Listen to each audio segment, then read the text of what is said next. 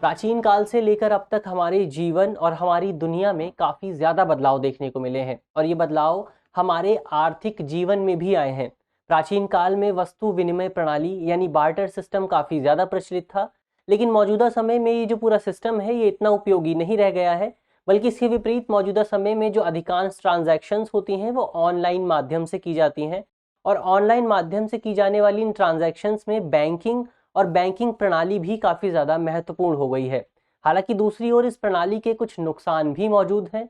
नुकसान ये हैं कि जैसे जैसे ये पूरी प्रणाली अर्थव्यवस्था के लिए महत्वपूर्ण होती जा रही है, वैसे वैसे अर्थव्यवस्था पर इसका प्रभाव भी और ज़्यादा गंभीर होता जा रहा है। और इसके गंभीर प्रभाव को समझने के लिए हाल ही में अमेरिका के 3 अर्थशास्त्रियों को अर्थशास्त्र के क्षेत्र में नोबेल पुरस्कार भी प्रदान किया गया है। आज इस वीडियो में हम इसी विषय से संबंधित तमाम पहलुओं को समझने की कोशिश करेंगे।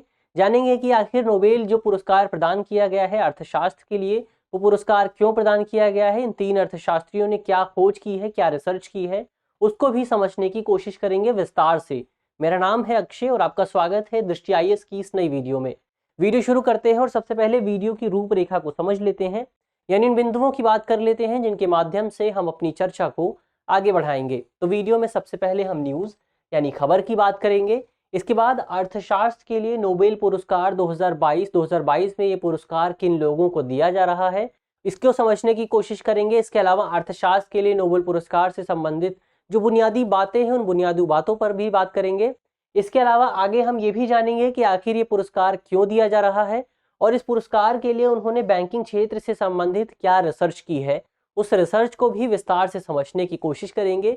इसके अलावा इस रिसर्च के क्या निहितार्थ हो सकते हैं, क्या इम्प्लीकेशंस हो सकते हैं, उस पर भी बात करेंगे और अंत में एक प्रश्न पर भी चर्चा करेंगे। प्रश्न मेंस का है और आप 250 शब्दों में इसे लिखने की कोशिश कर सकते हैं। आज का जो पूरा वीडियो है वो सामान्य अध्ययन प्रश्न पत्र 2 से संबंधित है। इसके अलावा ये सामान्य अध्ययन प्रश्न पत्र 3 से भी संबंधित है और आप इसे अंतर्राष्ट्रीय संबंध और भारतीय अर्थव्यवस्था जैसे खंडों से जोड़कर देख सकते हैं। चलिए वीडियो शुरू करते हैं और सबसे पहले आज की हमारी खबर देख लेते हैं। आज की हमारी जो न्यूज़ है वो इंडियन एक्सप्रेस के एक्सप्लेन्ड सेक्शन से है। हमारी खबर है banks role in financial crisis, यानी किसी भी क्षेत्र की वित्तीय जो संकट होता है, किसी भी देश का जो वित्तीय संकट होता है, उस वित्तीय संकट में बैंकों की क्या भूमिका हो सकती है, इसी को लेकर जो हाल ही में शोध किया गया है, इसी को लेकर जो रिसर्च की गई है, उसी रिसर्च को मान्यता प्रदान करने के लिए 3 अर्थशास्त्रियों को नोबेल पुरस्कार दिया गया है अर्थशास्त्र के क्षेत्र में। इसी को लेकर ये पूरी खबर लिखी गई है, उनके शोध को समझने की कोशिश की गई है, उनके रिसर्च पर बात की गई है और उस पूरी रिसर्च की क्या इम्प्लीकेशंस हो सकते हैं, उन इम्प्लीकेशंस पर भी बात की गई है।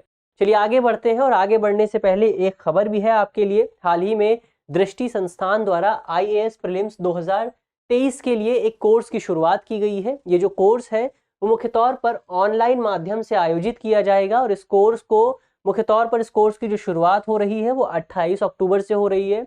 इस कोर्स की फीस लगभग 20,000 के आसपास है, जो कि तुलनात्मक रूप से कंपैरेटिवली काफ़ी ज़्यादा कम है। तो इस तरह से यदि आप इस कोर्स का फ़ायदा उठाना चाहते हैं तो आप इस नंबर पर हमसे कांटेक्ट कर सकते हैं। इसके अलावा आप इस पूरी वीडियो का जो डिस्क्रिप्शन है उस डिस्क्रिप्शन में दिए गए लिंक के माध्यम से भी आप इस कोर्स में खुद को एनरोल कर सकते हैं। तो ये तो बात हुई कोर्स की। अब आगे बढ़ते हैं और सबसे पहले जान लेते हैं कि आखिर अर्थशास्त्र के लिए नोबेल पुरस्कार किन लोगों को दिया जा रहा है। तो हाल ही में स्वीडन की एक संस्था है जिसका नाम है royal Swedish academy of sciences. इस अकेडमी द्वारा दुनिया भर में अर्थशास्त्र के क्षेत्र में नोबेल पुरस्कार प्रदान किए जाते हैं और इस अकेडमी ने हाल ही में एक नोटिफिकेशन जारी किया है जिसमें बताया गया है कि इस साल 2022 के लिए 3 अर्थशास्त्रियों को नोबेल पुरस्कार दिया जाएगा अर्थशास्त्र के क्षेत्र में। और उन 3 अर्थशास्त्रियों का नाम है, सबसे पहला नाम है बेन एस बर्नानके, इसके बाद दूसरा नाम है डगलस W डायमंड और तीसरा नाम है फिलिप H डाइबोविग। तो ये जो 3 अर्थशास्त्री हैं, इन 3 अर्थशास्त्रियों को साल 2022 के लिए अर्थशास्त्र का नोबेल पुरस्कार प्रदान किया जाएगा। और विशेष बात ये है कि ये जो 3 अर्थशास्त्री हैं, ये तीनों अर्थशास्त्री अमेरिका से संबंधित हैं। ये तीनों अर्थशास्त्री मौजूदा समय में अमेरिका में है और अमेरिका की यूनिवर्सिटीज़ में काम कर रहे हैं। तो ये तो बात हुई 3 अर्थशास्त्रियों की। और इस पूरे पुरस्कार के हिस्से के तौर पर इन तीनों अर्थशास्त्रियों को 10 मिलियन स्वीडिश क्रोनर की राशि प्रदान की जाएगी। और ये जो राशि है 10 मिलियन स्वीडिश क्रोनर की, इसे तीनों अर्थशास्त्रियों के बीच समान तौर पर विभाजित किया जाएगा। अब इस 10 मिलियन स्वीडिश क्रोनर की राशि को यदि आप भारतीय रुपए में कन्वर्ट करेंगे तो ये आएगा लगभग 7.31 करोड़ रुपए। यानी इतने रुपए इन तीन अर्थशास्त्रियों के बीच विभाजित किए जाएंगे इस पुरस्कार के हिस्से के तौर पर। अब अर्थशास्त्र के नोबेल पुरस्कार की बात करें तो अर्थशास्त्र के नोबेल पुरस्कार को दुनिया भर में उन 6 पुरस्कारों के हिस्से के तौर पर प्रदान किया जाता है जो कि अंतर्राष्ट्रीय स्तर पर अल्फ्रेड नोबेल की याद में प्रदान किए जाते हैं। अब इनमें से 5 पुरस्कार ऐसे हैं जिनका जिक्र अल्फ्रेड नोबेल ने अपनी वसीहत में किया था। कौन कौन से हैं वो 5 क्षेत्र? तो अल्फ्रेड नोबेल ने अपनी वसीहत में चिकित्सा, भौतिकी, रसायन विज्ञान, साहित्य और शांति जैसे 5 क्षेत्रों में नोबेल पुरस्कार दिए जाने की बात की थी। अब सवाल उठता है कि जब अल्फ्रेड नोबेल ने अपनी वसीहत में इन 5 क्षेत्रों का ही जिक्र किया था तो अर्थशास्त्र के क्षेत्र में नोबेल पुरस्कार क्यों प्रदान किया जाता है? तो अर्थशास्त्र के क्षेत्र में नोबेल पुरस्कार स्वीडन के केंद्रीय बैंक, स्वीडन का जो सेंट्रल बैंक है, स्वीडिश केंद्रीय बैंक, तो इस बैंक द्वारा साल 1968 में इस पुरस्कार की शुरुआत की गई थी और इस पुरस्कार की शुरुआत मुख्य तौर पर अल्फ्रेड नोबेल की याद में ही की गई थी। और इसी वजह से इस पुरस्कार को इन्हीं 5 पुरस्कारों के हिस्से के तौर पर, इन्हीं इस पूरे समूह के हिस्से के तौर पर प्रदान किया जाता है। तो इस तरह से मौजूदा समय में दुनिया भर में 6 क्षेत्रों में नोबेल पुरस्कार प्रदान किया जाता है। 5 वो क्षेत्र हैं जिनका जिक्र अल्फ्रेड नोबेल ने अपनी वसीहत में किया था, जबकि छठा जो क्षेत्र है वो अर्थशास्त्र का है, इकोनॉमिक्स का है और इसकी शुरुआत साल 1968 में की गई थी। तो ये तो बात हुई अर्थशास्त्र के लिए नोबेल पुरस्कार की। 2022 में ये पुरस्कार किन लोगों को प्रदान किया जा रहा है उनकी बात की हमने। अब यहाँ सवाल उठता है कि इन लोगों को साल 2022 के लिए पुरस्कार क्यों प्रदान किया जा रहा है? आखिर इन लोगों ने ऐसा क्या काम किया है कि इन्हें ये पुरस्कार दिया जा रहा है? इतना प्रेस्टीजियस पुरस्कार इन्हें क्यों दिया जा रहा है? तो इसके लिए हमें समझना होगा कि आपको याद होगा कि 1930 के दशक में हमें दुनिया भर में एक व्यापक मंदी देखने को मिली थी, एक ग्रेट डिप्रेशन देखने को मिला था। इस पूरी व्यापक मंदी, जो पूरी व्यापक मंदी थी, ये कई सालों तक चली थी, लगभग 3-4 वर्षों तक हमें ये मंदी देखने को मिली थी। और इस पूरी मंदी के दौरान वैश्विक अर्थव्यवस्था पर काफी ज्यादा गंभीर प्रभाव देखने को मिला था। इस पूरी मंदी की वजह से दुनिया भर के तमाम देश प्रभावित हुए थे और दुनिया भर की जो अर्थव्यवस्थाएं हैं उन अर्थव्यवस्थाओं पर इस मंदी के कई सामाजिक परिणाम भी देखने को मिले थे, कई सोशल इम्पैक्ट भी देखने को मिले थे इस पूरी मंदी के। दुनिया भर के जो लोग थे, लोगों की जॉब चली गई थी, लोगों के पास रोजगार नहीं था, बेरोजगारी दर तेजी से बढ़ रही थी, लोगों के पास पैसा नहीं था, लोगों के पास अपना किराया देने का पैसा नहीं था, जो जो ऋण लिया गया था, जो लोन लिया गया था, वो लोन चुकाने का पैसा नहीं था लोगों के पास खाना खाने का पैसा नहीं था। तो इस पूरी स्थिति में ये जो 1930 की मंदी थी, ये मंदी काफी ज्यादा गंभीर रूप धारण कर लिया था इस मंदी ने। लेकिन 1930 के बाद मौजूदा समय में ये जो 90 से ज्यादा वर्ष बीत चुके हैं, इन 90 से ज्यादा वर्षों में इस तरह की जो स्थिति है वो कई बार देखने को मिली है। यानी कई बार ऐसी स्थितियां बनी हैं जब ऐसा लगा है कि मौजूदा समय में 1930 वाली स्थिति एक बार फिर से देखने को मिल सकती है, लेकिन ऐसा कभी हुआ नहीं। ऐसा कभी नहीं हुआ जब किसी स्थिति ने इस तरह की गंभीर रूप धारण किया हो। तो क्यों नहीं हुआ ऐसा? ऐसा इसलिए नहीं हुआ क्योंकि इस पूरी स्थिति में आसानी से मुकाबला करने के लिए कई उपाय अपना दिए गए थे, कई उपायों को लागू कर लिया गया था। और ये जो उपाय अपनाए गए थे, ये उपाय मुख्य तौर पर बर्नानके, डायमंड और फिलिप की शोध की वजह से ही अपनाए गए थे। इन्हीं 3 अर्थशास्त्रियों ने 1980 के दशक में जो शोध किया था, उसी शोध के आधार पर ये उपाय अपनाए गए थे, ये उपाय लागू किए गए थे। इन 3 अर्थशास्त्रियों ने 1980 के दशक में व्यापक शोध प्रकाशित किए, बहुत ज्यादा शोध किए। इन 3 अर्थशास्त्रियों ने दुनिया भर में बैंकिंग क्षेत्र पर बहुत ज्यादा काम किया, बैंकिंग क्षेत्र पर बहुत ज्यादा रिसर्च की। इन 3 अर्थशास्त्रियों ने अपने शोध में, अपने रिसर्च में जो फंडामेंटल क्वेश्चंस थे, दुनिया भर की जो बैंकिंग सिस्टम है, उस बैंकिंग सिस्टम से संबंधित जो मौलिक प्रश्न है, उन प्रश्नों को संबोधित करने की कोशिश की थी। इन्होंने अपने शोध में ये सवाल किया था कि ये जो 1930 की मंदी थी, ये मंदी क्या बैंकिंग विफलता से प्रेरित थी? इसके अलावा इन्होंने ये भी जानने की कोशिश की थी कि ये जो बैंकिंग विफलता है, इसका अर्थशास्त्र पर, इसका किसी देश की अर्थव्यवस्था पर, किसी देश की इकोनॉमी पर कितना प्रभाव देखने को मिलता है। इसके अलावा इन्होंने ये भी जानने की कोशिश की थी कि यदि किसी देश की बैंकिंग प्रणाली का किसी अर्थव्यवस्था पर इतना ज़्यादा गंभीर प्रभाव होता है, तो हमें बैंकों की ज़रूरत क्यों है? हम बैंकों की स्थापना ही क्यों करते हैं? हम बैंकों को पूरी तरह से छोड़ क्यों नहीं देते? बैंकों की अवधारणा को पूरी तरह से समाप्त क्यों नहीं कर देते? इसके अलावा इन अर्थशास्त्रियों ने अर्थव्यवस्था में बैंकों की भूमिका को भी समझने की कोशिश की और साथ ही ये भी समझने की कोशिश की गई कि बैंकिंग प्रणाली को किस तरह से दुनिया भर में और ज़्यादा मजबूत किया जा सकता है। तो ये तो बात हुई कि इन लोगों ने, इन 3 अर्थशास्त्रियों ने, इन 3 इकोनॉमिस्ट ने किन क्षेत्रों में रिसर्च किया। अब आगे बढ़ते हैं और इनके शोध को और ज़्यादा विस्तृत तौर पर समझ लेते हैं। तो सबसे पहले बेन एस बर्नानके के शोध की बात करें तो बेन एस बर्नानके को जिस काम के लिए नोबेल पुरस्कार दिया जा रहा है वो काम सबसे पहले 1983 के एक लेख में, एक आर्टिकल में प्रकाशित हुआ था। और इसी लेख के माध्यम से उन्होंने 1930 के दशक में जो महामंदी देखने को मिली थी, जो ग्रेट डिप्रेशन देखने को मिला था, उस ग्रेट डिप्रेशन का विश्लेषण किया था उन्होंने इस आर्टिकल में। और इस आर्टिकल में उन्होंने ऐतिहासिक आंकड़ों के आधार पर ये जानने की कोशिश की थी कि ये जो ग्रेट डिप्रेशन आया था, उस ग्रेट डिप्रेशन के कारण क्या थे। अब इनके रिसर्च को समझने से पहले, इनके शोध को समझने से पहले हमें 1930 के दशक की महामंदी के बारे में भी बात करनी होगी। अब 1930 के दशक के ग्रेट डिप्रेशन की गंभीरता को इस बात से समझा जा सकता है कि साल 1930 से साल 1933 के बीच जो अमेरिका का औद्योगिक उत्पादन था, जो इंडस्ट्रियल आउटपुट था, इस पूरी मंदी की वजह से उस औद्योगिक उत्पादन में 46% की गिरावट देखने को मिली थी। अब जब औद्योगिक उत्पादन में गिरावट हुई तो इसकी वजह से जाहिर तौर पर लोगों को अपना रोजगार खोना पड़ा। और इस पूरी अवधि के दौरान अमेरिका में जो बेरोजगारी दर थी वो बढ़कर 25% के आसपास पहुंच गई थी। अब यहाँ विशेष बात यह है कि ये जो पूरी मंदी थी, उस मंदी की शुरुआत तो अमेरिका में हुई थी, लेकिन ये मंदी धीरे धीरे दुनिया के तमाम देशों तक फैलने लगी। दुनिया के तमाम देशों पर इस मंदी का प्रभाव देखने को मिला। दुनिया के विकसित देशों पर इस मंदी का प्रभाव देखने को मिला। उदाहरण के लिए इस मंदी की वजह से ब्रिटेन में जो बेरोजगारी दर थी वो भी 25% तक पहुंच गई थी। इसके अलावा जर्मनी और ऑस्ट्रेलिया में बेरोजगारी दर 1/3 के आसपास पहुंच गई थी, यानी 33% के आसपास पहुंच गई थी। यानी ये जो देश थे जर्मनी और ऑस्ट्रेलिया, इन देशों की जो आबादी थी उनमें से 1/3 से ज्यादा लोग बेरोजगार थे। 1/3 से ज्यादा लोगों के पास रोजगार मौजूद नहीं था। तो इसी आधार पर इस पूरी जो स्थिति है उसकी गंभीरता को समझा जा सकता है। इसके अलावा इस पूरी मंदी के दौरान दुनिया भर की जो बैंकिंग व्यवस्था है वो पूरी तरह से विफल हो गई थी। लोग अपना घर छोड़ने के लिए मजबूर हो गए थे क्योंकि लोगों के पास घरों का किराया देने के लिए पैसा नहीं था। उन लोगों ने घरों को खरीदने के लिए जो लोन लिया था, उस लोन को चुकाने के लिए उनके पास पैसा नहीं था। इसकी वजह से उन्हें घर छोड़ना पड़ा। इसके अलावा जब घर छोड़ना पड़ा तो इसके साथ साथ उन्हें उनके पास खाने के लिए भी बहुत ज़्यादा पैसा नहीं था। और इस पूरी स्थिति में हमें ख़ास तौर पर दुनिया के जो विकसित देश थे, जो डेवलप्ड कंट्रीज़ थी, उन विकसित देशों में व्यापक स्तर पर भूखमरी देखने को मिली थी। इसके बाद जब मंदी समाप्त हुई 1933-34 के आसपास, जब मंदी थोड़ी धीमी पड़ गई, जब मंदी समाप्त हुई तो इसके बाद अर्थशास्त्रियों द्वारा इस पूरी मंदी का विश्लेषण किया गया। ग्रेट डिप्रेशन का जो एनालिसिस किया गया और ये जानने की कोशिश की गई कि इस ग्रेट डिप्रेशन के कारण क्या थे। अब इस विश्लेषण के दौरान एक चीज़ जो निकल के आई, जो अर्थशास्त्रियों ने सर्वसम्मति से स्वीकार की, वो ये थी कि जो बैंकिंग विफलता थी, जो बैंकिंग सिस्टम का जो फेलियर था, वो बैंकिंग विफलता इस मंदी का एक परिणाम था, एक कॉन्सिक्वेंस था। जो बैंकिंग विफलता थी वो इस मंदी का एक कॉन्सिक्वेंस था, एक परिणाम था।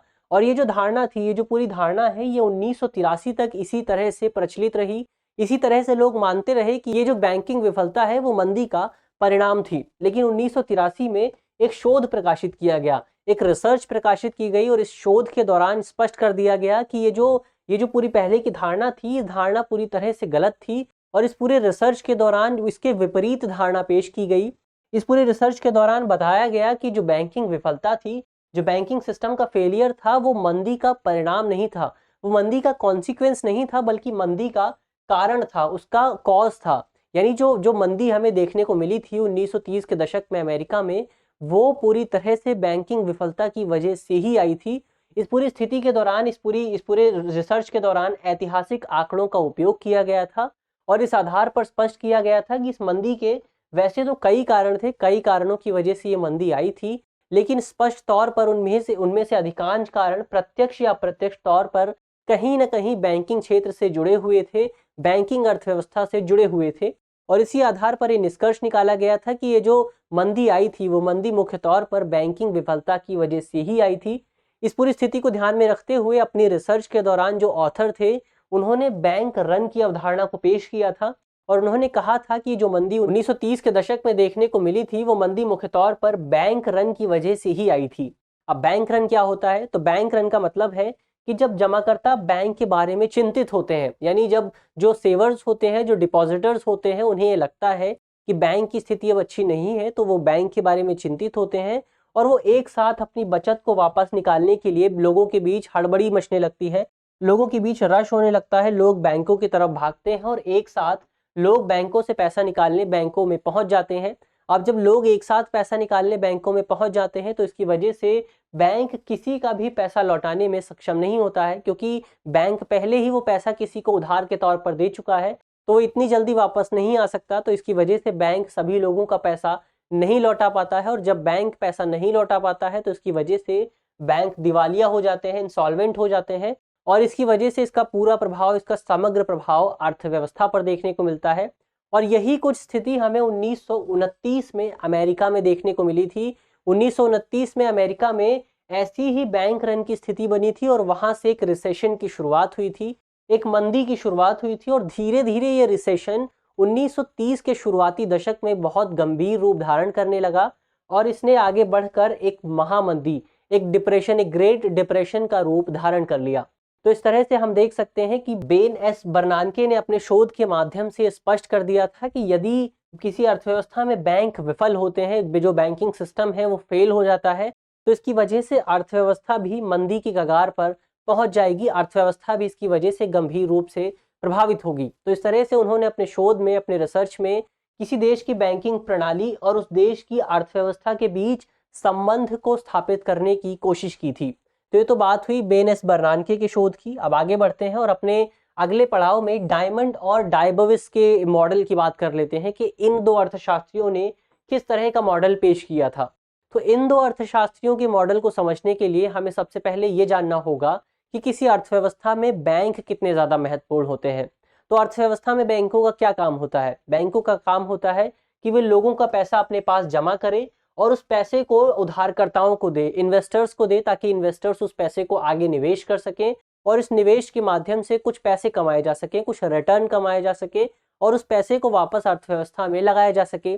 लेकिन ये जो बैंकों की भूमिका होती है, जो पूरी प्रणाली है, बैंकों की भूमिका इस सामान्य प्रणाली से कहीं ज़्यादा महत्वपूर्ण होती है। बैंक इस पूरे सिस्टम से ये पैसे लेने और पैसे देने का जो सिस्टम है, बैंक इस पूरे सिस्टम से कहीं ज़्यादा महत्वपूर्ण होते हैं। क्यों महत्वपूर्ण होते हैं? क्योंकि ये जो बैंकिंग प्रणाली है, इस प्रणाली में एक मौलिक विरोधाभास भी मौजूद है, एक फंडामेंटल कॉन्फ्लिक्ट भी मौजूद है। मौलिक विरोधाभास ये है कि जो जमाकर्ता होते हैं, जो बोरोवर्स होते हैं, वो ये चाहते हैं कि जब भी वो पैसा जमा करें तो उन्हें जब भी इस पैसे की ज़रूरत हो तो बैंक उन्हें आसानी से पैसा दे दे, यानी वो जब भी बैंक के पास जाएं बैंक उन्हें उनका पैसा वापस लौटा दे। यानी वो अल्पकालिक तरलता चाहते हैं, शॉर्ट टर्म लिक्विडिटी चाहते हैं, वो जल्द से जल्द पैसा चाहते हैं। लेकिन दूसरी ओर जो उधारकर्ता होते हैं, जो बोरोवर्स होते हैं, जो लोग बैंकों से पैसा लेते हैं, जो लोग बैंकों से लोन लेते हैं, वो ये चाहते हैं कि बैंक लंबी अवधि तक उनसे पैसा वापस ना ले, ताकि वो लंबी अवधि तक, लॉन्ग टर्म तक निवेश कर सके, और उस निवेश के माध्यम से एक लंबी अवधि तक एक अच्छा रिटर्न कमाया जा सके। तो यहाँ पर एक विरोधाभास की स्थिति पैदा होती है। अब यहाँ सवाल उठता है कि इस विरोधाभास की स्थिति से, इस पैराडॉक्स की स्थिति से, इस कॉन्फ्लिक्ट की स्थिति से किस तरह से निकला जाए। तो इसी का जवाब इन दोनों अर्थशास्त्रियों ने अपनी रिसर्च में दिया था। इन दोनों अर्थशास्त्रियों ने अपनी रिसर्च में बताया था, अपने शोध में बताया था कि बैंकों के जरिए इस पूरी स्थिति को आसानी से सुलझाया जा सकता है। बैंक इस पूरी स्थिति से बाहर निकलने में काफ़ी महत्वपूर्ण भूमिका अदा कर सकते हैं। इन्होंने अपनी रिसर्च में बताया था कि बैंकों की भूमिका केवल पैसे लेने या फिर पैसे देने तक सीमित नहीं होती है, यानी केवल आम लोगों से पैसे लेने और निवेशकों को पैसे देने तक बैंकों की भूमिका सीमित नहीं होती है, बल्कि बैंक एक अर्थव्यवस्था में जमाकर्ता और उधारकर्ताओं के बीच एक मध्यस्थ, एक मीडिएटर की भूमिका अदा करते हैं, और इसी भूमिका की वजह से बैंकों को इतना ज़्यादा महत्वपूर्ण माना जाता है। इस भूमिका के माध्यम से बैंक जमाकर्ताओं के लिए अल्पकालिक तरलता की सुविधा देते हैं, यानी बैंक ये सुनिश्चित करते हैं कि यदि कोई व्यक्ति बैंक उनके पास आता है जिसने पहले पैसा जमा किया था, तो वो व्यक्ति आसानी से पैसा वापस ले सके। इसके लिए हालांकि यहाँ पर एक अजम्पशन भी काम करता है। एक अजम्पशन ये है, यानी ये माना जाता है कि जो सभी लोग बैंक के पास अपना पैसा जमा करके गए थे, वो सभी लोग एक साथ अपना पैसा निकालने वापस नहीं आएंगे। तो ये अजम्पशन यहाँ पर मानी जाती है। तो ये तो बात हुई कि जमाकर्ताओं को बैंक अल्पकालिक तरलता की सुविधा देते हैं। वहीं दूसरी ओर अपनी मध्यस्थ की भूमिका में जो बैंक होते हैं, वो उधारकर्ताओं को दीर्घकालिक सुरक्षा की सुविधा भी देते हैं। यानी बैंक ये सुनिश्चित करते हैं कि जो इन्वेस्टर्स हैं, वो इन्वेस्टर्स लंबे समय तक उनका पैसा रख सकें, उस पैसे को निवेश कर सकें, और उस पैसे के माध्यम से अच्छा रिटर्न कमा सके, ताकि बैंकों को भी फायदा हो। तो इस पूरी प्रक्रिया के माध्यम से बैंक एक अर्थव्यवस्था में अपनी महत्वपूर्ण भूमिका सुनिश्चित करते हैं, और इसी प्रक्रिया को, बैंकों के इसी काम को, इसी मध्यस्थता के काम को हम बैंकिंग लैंग्वेज में परिपक्वता परिवर्तन यानी मैच्योरिटी ट्रांसफॉर्मेशन भी कहते हैं। यानी बैंक मुख्य तौर पर किसी अर्थव्यवस्था में मैच्योरिटी ट्रांसफॉर्मेशन करने का काम करते हैं। बैंक जमाकर्ताओं को अल्पकालिक तरलता देते हैं और जो बोरोवर्स होते हैं, जो उधारकर्ता होते हैं, उन्हें दीर्घकालिक सुरक्षा देते हैं। तो ये तो बात हुई कि उन्होंने क्या मॉडल पेश किया। इसके अलावा उन्होंने अपनी रिसर्च में बैंकिंग ये भी बताया कि बैंकिंग जो प्रणाली होती है किसी देश की, वो बैंकिंग प्रणाली अफवाहों के प्रति भी बहुत ज़्यादा सुभेद्य होती है, बहुत ज़्यादा वल्नरेबल होती है। किसी अर्थव्यवस्था में आसानी से अफवाह उड़ सकती है कि अर्थव्यवस्था के जो बैंक हैं वो पैसा लौटाने में सक्षम नहीं है, बैंकों के पास इतनी सक्षमता नहीं है कि वो लोगों का पैसा लौटा सकें। और जब ऐसी अफवाह की शुरुआत होती है तो जाहिर तौर पर यदि आपको पता लगेगा कि आपके पैसे जो बैंक में जमा है, बैंक उन पैसों को लौटाने में सक्षम नहीं है, तो जाहिर तौर पर आप बैंक के पास जाएंगे अपना पैसा लौटाने के लिए, अपना पैसा वापस लेने के लिए। तो ऐसी स्थिति में बहुत सारे लोग एक साथ बैंक के पास पहुंचते हैं अपना पैसा वापस लेने के लिए, और इस पूरी स्थिति में अंततः बैंकिंग प्रणाली विफल हो जाती है, क्योंकि बैंकों के पास इतना पैसा ही नहीं होता कि वो लोगों का पैसा एक साथ लौटा सकें। इस पूरी स्थिति को ध्यान में रखते हुए दोनों अर्थशास्त्रियों ने अपनी रिसर्च में एक उपाय भी पेश किया था, एक मेजर भी बताया था। उन्होंने उपाय ये पेश किया था कि इस पूरी स्थिति से निपटने के लिए सरकार लोगों को जमा बीमा की सुविधा प्रदान कर सकती है, डिपॉजिट इंश्योरेंस की सुविधा प्रदान कर सकती है। यानी लोगों को ये सुविधा दी जा सकती है कि यदि किसी स्थिति में बैंक विफल होते हैं तो उस बैंकिंग विफलता की स्थिति में लोगों का पैसा डूबेगा नहीं, बल्कि उसके लिए इंश्योरेंस दिया जा सकता है, और यदि पैसा डूबता है तो लोग उसका इंश्योरेंस क्लेम कर सकते हैं। इस आधार पर इस पूरी स्थिति से निपटा जा सकता है। तो ये तो बात हुई इनके शोध की। अब अंत में इस शोध से संबंधित निहितार्थों की बात कर लेते हैं। इससे संबंधित क्या इम्प्लीकेशंस हो सकते हैं, उन इम्प्लीकेशंस को समझ लेते हैं।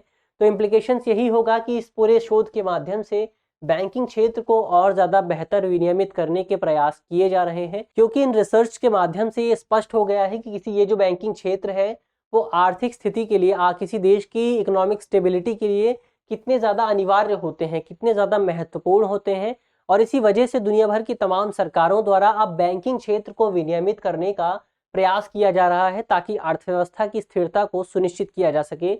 और इस पूरी स्थिति को हम साल 2008 के हाउसिंग संकट के माध्यम से और बेहतर तरीके से समझ सकते हैं। साल 2008 में अमेरिका में एक हाउसिंग संकट, एक हाउसिंग सेक्टर में एक क्राइसिस देखने को मिला था, और इस क्राइसिस का प्रभाव अमेरिका के आर्थिक बाजार पर भी हुआ था। आर्थिक बाजार, अमेरिका का जो इकोनॉमिक सेक्टर है, जो फाइनेंशियल सेक्टर है, उस पर भी अमेरिका के इस हाउसिंग संकट का प्रभाव देखने को मिला था।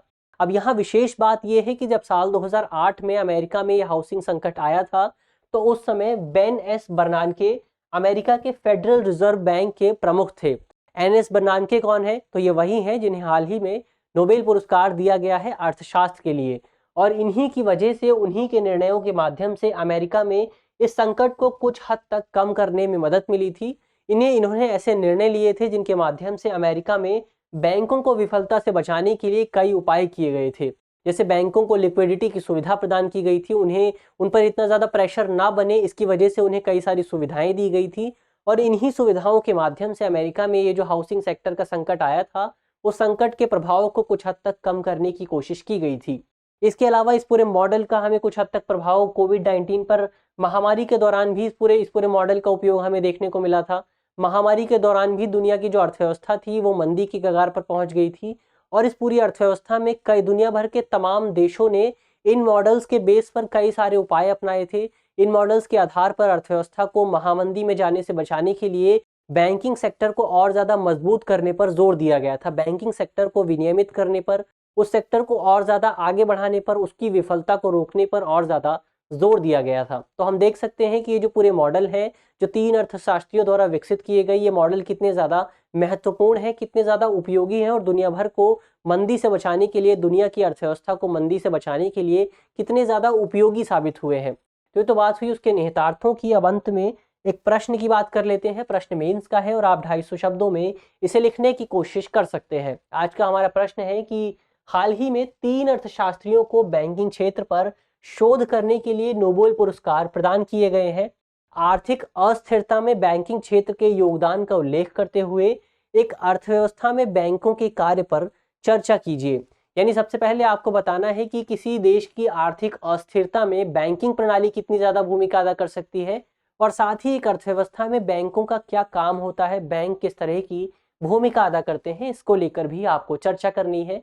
इसके अलावा आप कमेंट बॉक्स में बता सकते हैं कि अर्थशास्त्र के लिए नोबेल पुरस्कार की शुरुआत किस साल की गई थी और ये शुरुआत किसके द्वारा की गई है। मुझे आशा है कि इस वीडियो के माध्यम से जिन बिंदुओं पर चर्चा की गई है वो आपको समझ में आएंगे, और यदि आपके प्रश्न पत्र में इससे संबंधित कोई भी सवाल आता है तो आप उसे आसानी से हल कर सकेंगे। इस तरह की अन्य वीडियो देखने के लिए आप हमारे चैनल को भी सब्सक्राइब कर सकते हैं। धन्यवाद।